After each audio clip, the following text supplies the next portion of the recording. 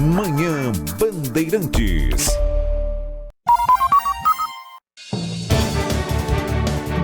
Dez e 24, Manhã Bandeirantes de volta. Ao longo das últimas semanas, a gente vem acompanhando um caso que chamou muita atenção pela imagem inicial, que mostrava um carro na contramão atingido em cheio, de frente, o veículo de um motorista de aplicativo. Aconteceu em Guarulhos. Depois dessa imagem inicial, a gente já acompanhou alguns vídeos dos 4 que estavam no carro cometendo a irregularidade, bebendo num bar, bebendo em outro bar, descendo do carro após o acidente. Todos sobreviveram. Mas agora, a última imagem talvez que faltava para fechar esse quebra-cabeça, que é a seguinte: câmera corporal do policial militar que atendeu a essa ocorrência. Luiz Felipe Nunes, bom dia. Bom dia, Lupato. Bom dia, Sabino. Bom dia a toda a nossa audiência. Mais uma parte desse caso que a gente acompanha desde a semana passada, que acarretou na morte do motorista Edinaldo de Souza Mendes, em Guarulhos, na Avenida Dr. Timóteo Penteado. Essa imagem, que já foi analisada pela polícia, chegou na polícia, agora nós tivemos acesso hoje a ela, mostra essa abordagem que dura menos de 2 minutos, 1 minuto e meio, do policial que abordou o Felipe Malheiro, que naquele momento se dizia motorista no momento do acidente. Então ele informou à polícia que era quem estava no carro quando o carro bateu no veículo do Edinaldo de Souza Mendes. Então o policial levou todos eles para o hospital. Eram 4 pessoas naquele veículo naquele momento, o Felipe Malheiro e o Gustavo Moreira, que era quem de fato conduzia o veículo e que não tinha carteira de motorista. Todos eles foram para o hospital e o policial fez a abordagem com o Felipe Malheiro, o amigo do Gustavo e que se disse motorista. A gente tem um trecho para tocar para os nossos ouvintes, dá para ver que é bem curto esse trecho onde o policial questiona se de fato o Felipe Malheiro bebeu antes de conduzir o carro. A gente ouve esse trechinho da abordagem. Você fez uso de bebida alcoólica? Só meio-dia. Entendi. Meio-dia do dia passado. Do dia passado? Isso. Você faz uso de algum entorpecente? Nada. Coisa? Nada? Tá, beleza. Como é que tá a sua situação aí? Tô de boa. Falando pra você. Machucado, só machucou os cílios, a perna tá dando um pouco, o braço também tá dolorido. De resto, não. Fratura ou nada? Nada. Fechou. Beleza. Qualquer coisa a gente vai voltar aí. Se precisar entregar algum documento, coisa desse tipo. Beleza? Você precisa só avisar alguém da sua família pra poder ir lá ver a questão do carro lá, pra retirar o carro. Tá bom. Então, desse momento, quem está acompanhando a gente no YouTube conseguiu ver as imagens, dava para ver que na câmera corporal o Felipe Malheiro estava deitado com ferimentos leves na perna e no braço, como ele explica para o policial, mas essa abordagem que dura 1 minuto e meio, 18 segundos, basicamente, são reservados para a pergunta do policial, se o Felipe tinha ingerido bebida alcoólica e também ele faz uso de drogas. Na pergunta sobre bebida alcoólica, o Felipe se confunde. Primeiro ele fala que bebeu ao meio-dia pela última vez e depois ele volta atrás e fala que é ao meio-dia do dia anterior.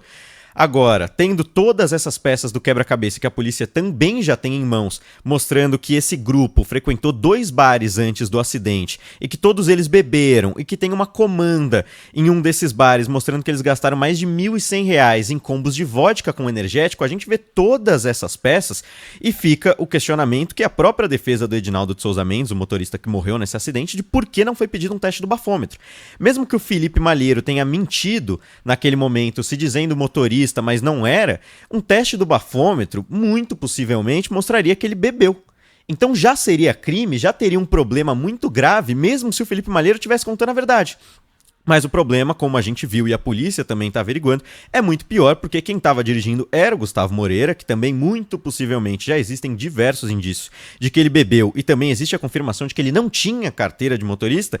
A gente fica se questionando como foi essa abordagem. Existe um inquérito que, em paralelo a esse que está ocorrendo no primeiro DP de Guarulhos, para ver como foi a abordagem desses policiais, como foi a abordagem desse policial que fez os questionamentos e não pediu um teste do bafômetro. Segundo o que a Secretaria de Segurança Pública nos passou, esses policiais não acharam que seria necessário pedir um carro com o equipamento para fazer o teste do bafômetro, porque o veículo, a viatura onde esses policiais estavam não tinha o equipamento, mas eles poderiam ter feito essa solicitação. Existe esse procedimento para que seja feito esse teste. Agora, a investigação segue no primeiro DP de Guarulhos. Tanto o Felipe quanto o Gustavo já foram indiciados pelos crimes de homicídio com dolo eventual, por passar o carro para um motorista não habilitado. Então, fora os crimes de trânsito que ocorreram, né? O próprio acidente, porque foi uma entrada na contramão que causou a morte do Edinaldo de Souza Mendes. Então, essa investigação que segue de uma maneira rápida, a gente pode colocar assim, porque são provas que chegam todos os dias. Todos os dias, diariamente, chega alguma prova que mostra que o caso vai piorando, vai sendo pior do que a gente estava esperando. Agora a gente espera a conclusão dessa investigação e depois que for concluída, pode ser que tenha um pedido de prisão para o Gustavo Moreira e para o Felipe Malheiro, além de uma responsabilização por parte desses policiais que fizeram a abordagem, Lupato Sabino. E na conversa do policial com o motorista responde o seguinte: tô de boa, ele matou uma pessoa, o carro na contramão depois de ter bebido. Tô de boa. Detalhe, ele não era nem o que estava dirigindo. Em momento algum, o policial pergunta: era o senhor no volante? Não pergunta isso. Para quem está escutando pelo rádio, talvez possa ter ficado um pouco confuso, como era um ambiente hospitalar, tinha apito, tinha um som ambiente. Resumindo, o policial pergunta para ele o seguinte: você bebeu? Ele diz assim: não, apenas meio-dia. Aí depois ele repete: meio-dia no dia anterior. Na sequência, o policial começa a perguntar se ele usa algum tipo de entorpecente, droga. Ele fala: não, não, não. E depois ele já pergunta: você tá bem? Aí ele fala: tô de boa, machuquei os cílios, tá doendo a perna e o braço, mas só uma dorzinha mesmo, enquanto ele tá numa maca do hospital. Ou seja, o policial nem quis confirmar se era ele ou não que estava dirigindo. E uma coisa que a gente já falou aqui, e eu, assim, defendo ao extremo quando se trata de abordagem como essa. Um acidente brutal como esse não é indício?